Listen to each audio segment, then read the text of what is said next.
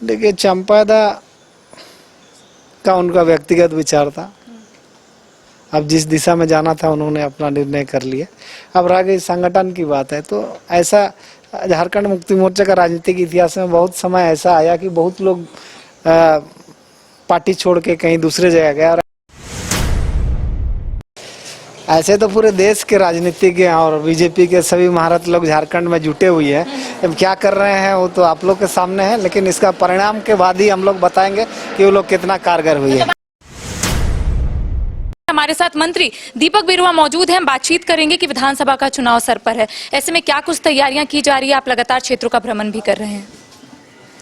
देखिए, हम लोग 24 महीना तैयारी पे रहते हैं, इसलिए दिक्कत नहीं है। जनता के बीच हम लोग हर दुख सुख में जुड़े हुए हैं और जो सरकारी योजना है उसको निचले स्तर तक पहुंचाने का जो मिशन मूड है हमारे सरकार का, वो बहुत काबिले तारीफ है। जो योजनाओं को हम लोग ने शुरू किया है, हम उसको समझते हैं सर्वजन पेंशन योजना। सब माना 100% सैचुरेटेड है। जिन जो लोगों के लिए किया गया था वो पूरी जो है ना, उन लोगों को माना 100% लाभ मिला। उसी तरीके से जैसे अभी मुख्यमंत्री मैया सम्मान योजना है, जिससे कम से कम 48 लाख लोगों को अभी तक हम लोग ने जोड़ा, और 18 साल को जोड़ा है तो उसमें और 20-25 लाख लोगों के जुड़ने की संभावना।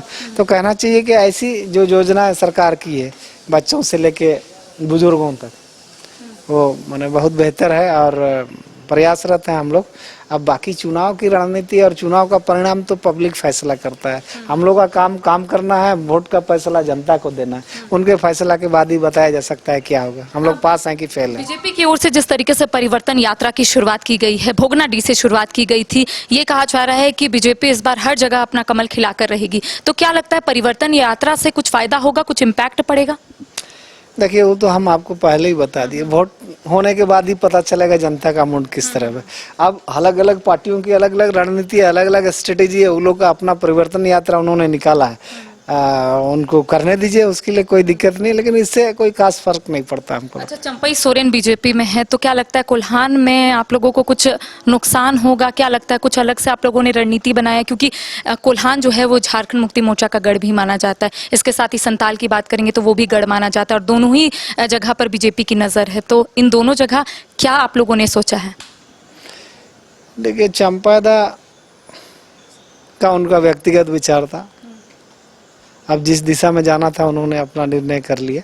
अब रह गई संगठन की बात है, तो ऐसा झारखंड मुक्ति मोर्चा का राजनीतिक इतिहास में बहुत समय ऐसा आया कि बहुत लोग पार्टी छोड़ के कहीं दूसरे जगह गए, और ऐसा स्थिति आया कि बाकी लोग वापस भी आ गए।